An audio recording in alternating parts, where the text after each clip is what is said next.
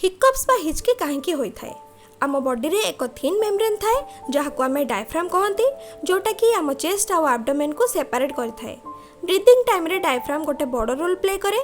जितेबाला आम निश्वास रे कार्बन डाइऑक्साइड छाड़ती डायफ्राम रिलैक्स रही थाए एवं आम जितेबाला प्रश्वास रे ऑक्सीजन नियंती डायफ्राम कंट्रैक्ट होई थाए।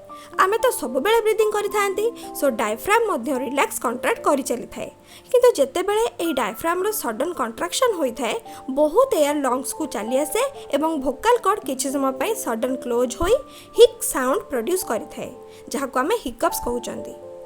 आजिर वीडियो रे आमे जानले हिकअप्स कोन। एमते आहुरी वीडियो देखिया पई आम चैनल को सब्सक्राइब करंतु। Thank you for watching.